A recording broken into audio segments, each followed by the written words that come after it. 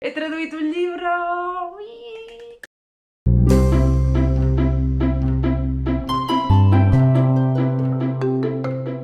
Hola, hola, benvinguts un dia més al canal, moltes gràcies per ser aquí. Jo sóc l'Anna, això és Traduint des de Calella i en aquest canal parlo de llibres, traducció, literatura, diversos temes que a mi m'interessen i que m'agrada compartir amb tots vosaltres. Espero que hi trobeu contingut que us pugui interessar.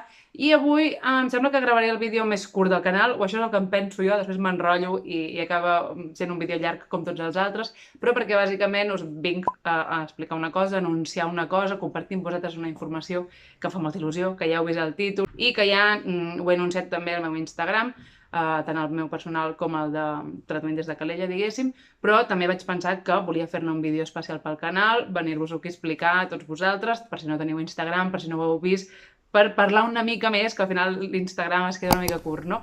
I res, bàsicament us volia venir a explicar que aquests últims mesos vaig estar traduint un llibre i que ja s'ha publicat i que us el puc ensenyar i compartir-ho aquí amb tots vosaltres i parlar-vos-en una mica. I res, i això venim a fer. Us vinc a ensenyar el llibre, que el tinc aquí. Estic molt contenta, estic molt emocionada, em fa molta il·lusió, molt agraïda de tots els comentaris que m'heu deixat a l'Instagram i la gent està com molt contenta per mi. I és que, no sé, ha sigut un procés molt xulo, estic, no sé, molt emocionada, alhora nerviosa, perquè dius, no sé, al final és un llibre que ha sortit publicat amb el meu nom i que la gent llegirà i espero que els agradi i que creguin que he fet una bona feina i que tot plegat doncs, no sé, això suposo que ja se m'entén, no? Que és com, fas pública una cosa que has fet tu i dius, imagina't que la gent de cop pensa que és una porqueria, no? Que espero que no. Però hi ha aquesta part de... En fi, com m'enrotllo? Us ensenyo un llibre. El llibre en qüestió és Un estiu per sempre, de la Daisy Garrison. És un llibre editat per Inuk, l'editorial Inuk, que és una editorial que té bastants llibres infantils publicats i jo crec que ara en voldran publicar, o intentaran publicar-ne doncs, més així de juvenils, adolescents, de moment en tenen poquets, però suposo que aniran fent. Inuk Books és aquest llibre tan preciós d'aquí, és que quan el vaig rebre a casa vaig pensar que xulo, té solapes i tot, cosa que no m'esperava, o sigui, em perdó, però em sembla més xula aquesta edició que la del llibre original, que ara us l'ensenyaré. Em sembla preciós, amb aquesta il·lustració de coberta tan maca.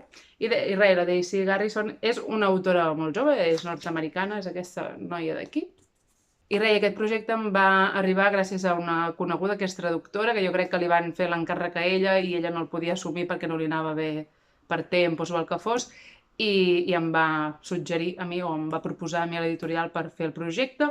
El que passa és que, com sabeu, no havia traduït mai un llibre de narrativa, és la meva primera traducció, i ja vaig avisar de, mireu, m'interessa molt, tinc moltes ganes d'introduir-me en tot el món de la traducció literària i tal, però no ho he fet mai, no sé què en penseu? I em van fer una prova, van valorar diferents persones, candidats, entenc, i em van triar a mi, cosa que això ja va ser una primera dosi d'adrenalina i d'emoció i de, no sé, no? De dir, uau, han tingut diverses propostes i m'han triat a mi, no sé, em vaig emocionar molt quan em van enviar el correu. Evidentment, jo tenia fe en mi mateixa, però no em volia fer il·lusions, no? I quan em van dir, Anna, donem l'encàrrec a tu.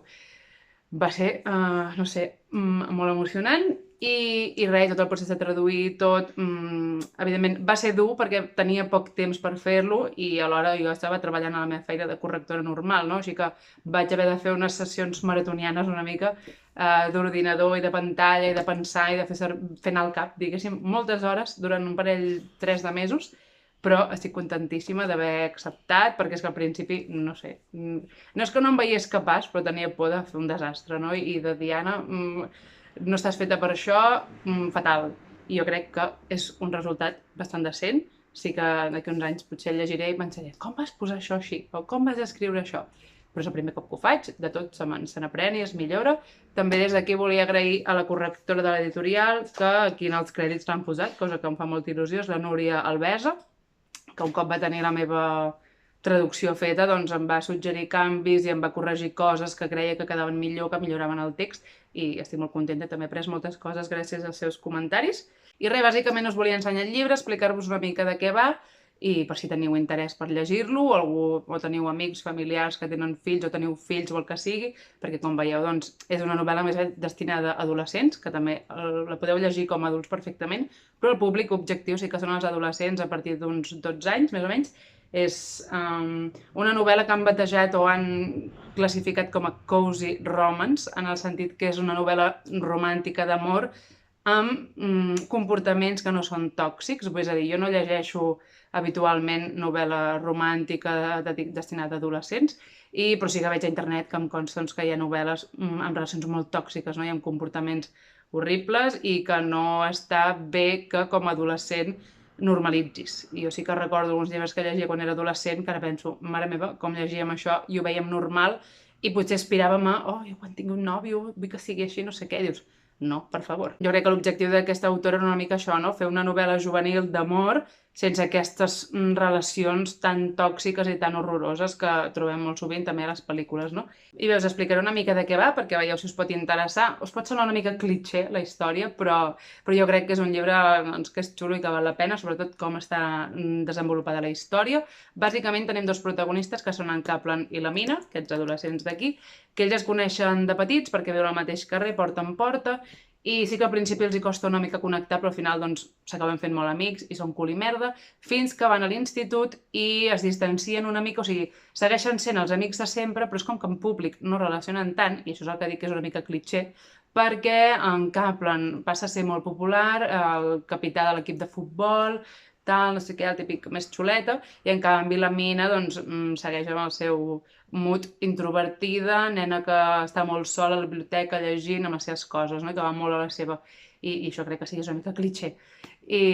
Però vaja, el llibre està situat bàsicament a l'últim mes abans que s'acabi l'institut, és a dir, ara estem al mes de juny, l'últim mes i després ja van a la universitat i veiem una mica com és aquesta amistat en aquest moment, passen moltes coses entre els companys de classe, hi ha bastant de safreig i que sí, són amics, però no, però una mica més que amics, però que no, que sí, bueno, típic safreig d'adolescent, però el que m'agrada també d'aquest llibre és que ens explica, no només ens situa en aquest mes últim del curs, sinó que ens explica com aquesta amistat es va començar a forjar quan tenien 7 anys, crec, doncs diferents moments d'aquesta amistat que han fet que la seva amistat sigui molt forta i que s'estimin molt. També la situació de les seves famílies és bastant especial i això m'agrada, perquè no només ens parla d'aquest últim mes d'escola, d'institut, sinó que ens explica tota la història d'aquesta amistat. I per fer-ho va alternant un capítol, un capítol l'explica en Kaplan des del seu punt de vista, després el següent l'explica la Mina, o sigui, van fent Kaplan, Mina, veieu? I també vas veient cada un des del seu punt de vista com veu tot plegat el que està passant. No sé, crec que s'ha entès. Bàsicament és l'últim estiu de l'institut i una mica la història d'aquesta amistat i és xulo perquè hi ha personatges secundaris, el millor amic d'en Kaplan, la seva novieta, també una amiga que té la Mina, crec que els secundaris també tenen bastant protagonisme i també, cosa que no pot faltar, suposo, en un llibre escrit l'any 2024 hi ha missatges de WhatsApp i per fer-ho una mica més així més realista, diguéssim. I res, que si el llegiu i us agrada, vull dir, ara tinc un sentiment curiós que és, imagina que algú el llegeix i el llibre no li agrada, però no per com està traduït, sinó perquè no li agrada la història. Doncs de dir, si algú el llegeix perquè em coneix i li fa gràcia, després no li agrada el llibre, em sentiré malament. I es diu, bueno, Anna, el llibre en si, no la història, no l'he escrita jo, vull dir, jo l'he traduït. Espero que si el llegiu us agradi i a més us agradi com està traduït, com he fet parlar els personatges. Això sí que és una cosa que vaig haver d'anar polint una mica, no? De veure com parlen els adolescents. Jo ja no sóc adolescent i, a part, en un llibre tampoc pots fer que parlin com parlem en general tots, no? Que moltes vegades fem servir paraules en castellà o paraules que són incorrectes. Al final és un llibre i ha d'estar ben escrit. Vull dir, sí que aquí vaig tenir uns quants dilemes, també paraules que l'anglès agafa moltes paraules i s'inventa coses i dius, això en català com ho invento, o coses molt americanes que aquí no tenim i dius, bueno, a veure si el lector català això ho entendrà. Crec que en general, com us deia, ha quedat bastant bé. Segur que d'aquí uns anys el llegiré i pensaré, ui, Anna, aquí vas fer errors de principiant, però al final és la primera vegada que ho faig i jolín, estic molt emocionada, estic nerviosa, però molt contenta, la veritat, no sé.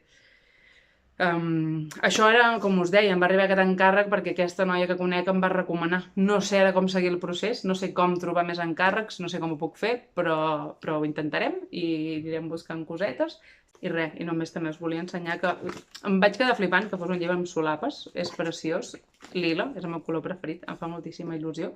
I ara us ensenyaré l'original en anglès perquè és que jo sóc una romàntica, no ho sé. O sigui, el llibre original va sortir el mes de juny i jo sabia que la versió en català no sortiria fins al setembre i vaig dir, ai, em fa il·lusió comprar-me l'original. El tornaré a llegir? No ho sé, no ho crec, o sigui, probablement no, però em feia il·lusió tenir-lo per dir, mira, també participo en les vendes de llibre original, a mi em fa il·lusió. I ara veureu què ha passat amb el títol, el títol és diferent. L'original en anglès és aquest, Six More Months of June, per això jo crec que van voler fer la gràcia de publicar el llibre al mes de juny. I no ho sé, van decidir canviar el títol en català, Un estiu per sempre. Sí que jo quan em vaig fer la traducció em van dir si tens algun suggeriment pel títol, tal, i vaig traduir-lo literalment i vaig dir, però per si el volguéssiu canviar, perquè si m'ho esteu preguntant és perquè potser la traducció literal no us acaba de convèncer, vaig fer un parell de suggeriments que no eren ben bé el títol que han posat, però similar. I no sé per què el van canviar. Potser perquè, com que no es publicava al juny, trobaven que dir juny no tenia sentit, o 6 mesos, perquè literalment seria 6 mesos més de juny, potser no és un títol gaire atractiu, no? No sé, 6 mesos més de juny, no ho sé, la veritat, no... Sí que tinc curiositat per saber si simplement va ser per això, perquè no es publicava al juny, o perquè el títol no els acabava de convèncer, no ho sé. Però res, aquest és l'original, com veieu, no sé, jo és que crec que és molt més maco el català, no? No sé. I a part l'anglès, que això, bueno, amb els llibres en anglès passa molt, no? Que no té solapes, segur que d'aquí dalt es anirà obrint... Una mica més cutrillo, no? En canvi el català, no sé. Estic molt contenta de l'edició que han fet, la veritat. Però res, aquest és l'anglès, també per si algú el volgués llegir en anglès o buscar en anglès. Six More Months of June. I en català, Un estiu per sempre, traduït per una servidora de l'autora Daisy Garrison. No tinc gaire cosa més a dir, al final aquest vídeo ha sigut llarg com sempre, res més, només us volia compartir aquesta notícia que per mi ha marcat el 2024 totalment, o sigui, moltíssima il·lusió, estic molt contenta, m'estic repetint però és que és molt emocionant, no sé. Em sembla increïble la sensació de pensar, uau, una persona ha escrit aquest llibre i jo l'he traduït, igual que moltes altres vegades llegeixo llibres que han traduït altres persones i els hi valoro molt i no sé, jo espero que si els adolescents llegeixen aquest llibre, sentin que s'ha pogut expressar bé les paraules dels personatges, que no els sona estrany, que els sona un català natural, que la redacció flueix, vull dir, jo el que menys m'agrada quan estic llegint un llibre és notar que la traducció m'està fent no gaudir del llibre perquè no està ben feta o perquè hi ha coses rares. Jo no vull que passi això, espero haver-ho fet bé. I res, que sigui la primera de moltes, i no és la primera, en realitat és la segona, ara em guardava aquesta part pel final, o un segon, vull dir que ja ho vaig dir a Twitter, la primera de moltes, o alguna, la primera de moltes, i dic, sí que és la meva primera traducció de narrativa, és la primera traducció que faig que, m'enteneu, que és gruixuda, que té diàleg, que té narració, narrativa, o sigui, sí que és el primer llibre de narrativa que tradueixo, però no és la meva primera traducció, el meu currículum ja té dues obres publicades i també em fa il·lusió ensenyar-vos l'altra per si no ho sabeu, doncs també així us l'ensenyo. Molt breument, bàsicament és l'Esquirol Poruc i la festa d'aniversari de la Melanie Watt, que per això dic que no és el mateix, perquè aquest llibre doncs té 4 frases, vull dir, bueno, tampoc 4, hi ha bastant de text, però veieu, és el típic llibre doncs infantil més... sense narració, sense text de diàlegs i coses d'aquestes.